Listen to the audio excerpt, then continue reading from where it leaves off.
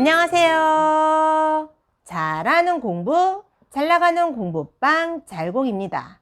이번 추석 연휴는 굉장히 길었죠? 가족과 함께 즐거운 시간을 보냈으리라 생각합니다. 대부분 학원 교습소 공부방은 오늘부터 정상 수업을 하겠는데 저희는 중학교 중간고사 시험 기간이기 때문에 10월 2일부터 수업을 했거든요. 2일에 보강하고 3일에 보강해서 중학교 시험 대비를 들어갔기 때문에 사실상 10월 2일부터 정상 수업이 한 거거든요. 초등학생들은 아직 나이가 어리니까 휴강을 하고 중학생들만 시험 대비로 정상 수업을 했습니다.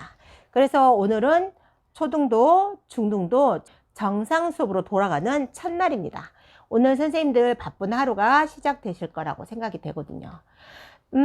저의 근황을 말씀을 드리면 저는 2차 세미나를 하고 나서 그 달에 너무 많은 일을 했어요. 이사도 하고 그리고 여러 가지 일도 좀 있었고 그리고 2차 세미나도 있었고 중학교 1학년 학부모님 간담회도 있었어요. 이렇게 많은 일을 하다 보니까 에너지가 소비가 돼가지고 거의 제정신이 아닌 상태에서 한 달을 보낸 것 같아요. 제가 이렇게 학부모 상담회를 딱 끝나고 난 다음에 어떤 증상이 오냐면 밥은 많이 먹어서 배는 부른데 몸에 기운이 하나도 없어서 곧 쓰러질 것 같은 느낌이 들고 막 귀가 멍멍멍멍 하면서 어지러워서 거리를 걸어 다닐 수가 없는 거예요. 학생들한테 이렇게 수업 시간에 설명을 하려고 칠판 설명을 할 때 다리가 후들거려서 서 있을 수가 없을 정도로 완전히 그 에너지가 폭락한 그런 몸 상태였거든요. 2주를 그렇게 보내고 좀 쉬면 괜찮아지겠지, 좀 쉬면 괜찮아지겠지 하고 2주가 지났는데도 이 증상이 좀 더 나아지질 않는 거예요. 걸어 다닐 수 없을 정도로 기운이 없고 너무 어지러워서 수업하기가 너무 힘들었거든요. 그래서 거의 수업 끝나자마자 쓰러져서 자고 그랬는데 2주가 딱 지나고 나니까 이렇게 하면 정말 쓰러지겠다 이런 생각이 들어서 이제 병원에 가서 링겔을 맞았어요. 2주를 링겔을 맞고 수업을 했는데 딱 2주 링겔 맞으면서 수업하고 난 다음부터는 몸 상태가 정상으로 돌아오더라고요. 완벽하게 컨디션이 정상으로 돌아오지는 않았지만 그래도 어느 정도 내가 몸을 추스려 가면서 수업할 정도의 컨디션 건강 상태가 돌아와서 참 다행입니다. 이럴 땐 미련하게 참지 말고 병원에 가서 링겔도 맞고 좀 이렇게 보충제도 좀 많이 챙겨 먹어야겠다라는 생각이 들었거든요. 9월에 많은 일이 있었기 때문에 제가 보충 영양제를 많이 챙겨 먹지도 못하고 나에 대한 투자를 많이 하지 못하고 일에 몰두했기 때문에 아마 완전히 에너지가 바닥에 났던 모양이에요. 링겔을 2주 맞고 나니까 이제 기운이 차려지더라고요.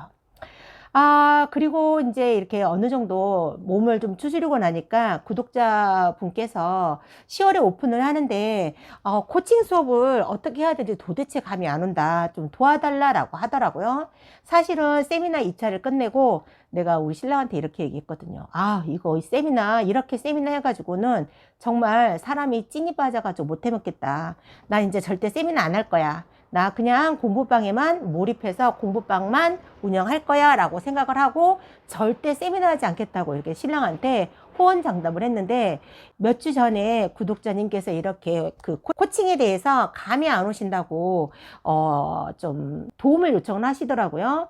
몸이 좀 정상으로 돌아오니까 그 구독자님을 너무 도와주고 싶은 거예요. 어떻게 하면 내가 도움이 될 수 있을까라는 생각이 좀 들기도 하고 내가 몸이 좀 추스렸으니까 그분을 좀 도와드릴까?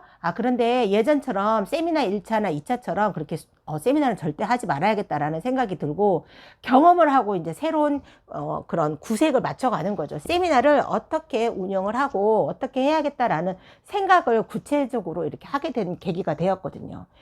세미나 1차, 2차 땐 그냥 무슨 생각이었냐면 내가 모든 거를 그냥 내가 가지고 있는 걸 다 주고 싶고 내가 하고 있는 걸 다 알려주고 싶고 내가 가는 방향, 내가 했던 방향을 다 100% 오픈해 줘야겠다는 생각하는 그 하나의 일념으로 모든 거를 다 쏟아 부었기 때문에 이 세미나가 끝나면 사람이 완전히 맛이 가더라고요.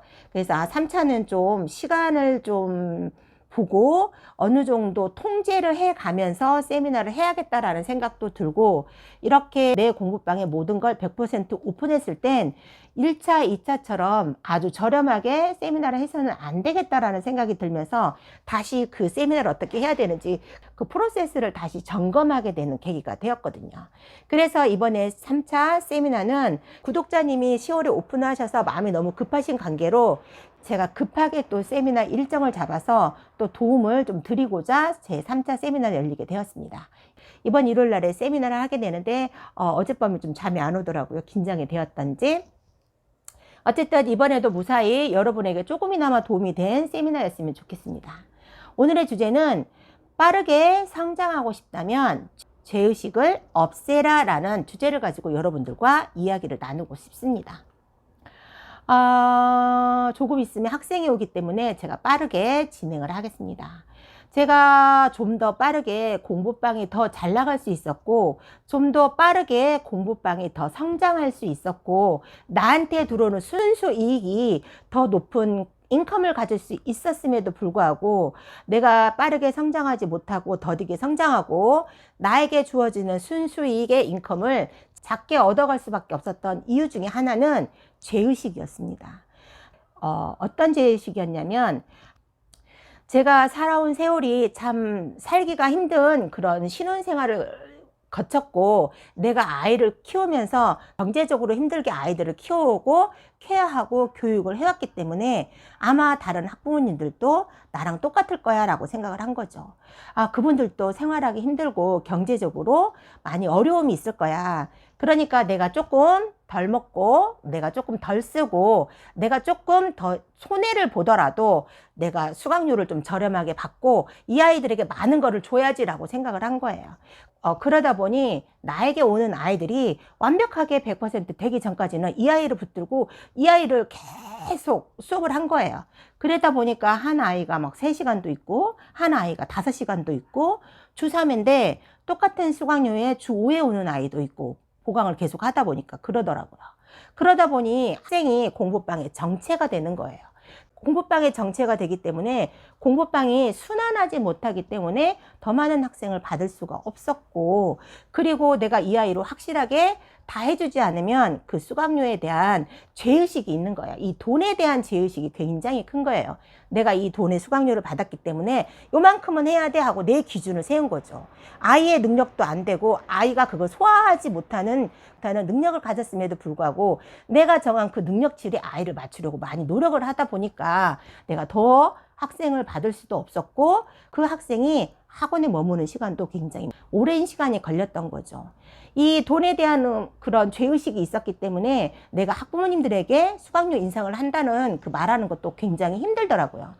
분명히 나처럼 먹고 살기 힘들 거야. 분명히 나처럼 아이들 키우기가, 아이들 케어하기가 힘들 수 있으니 내가 좀 손해를 보자.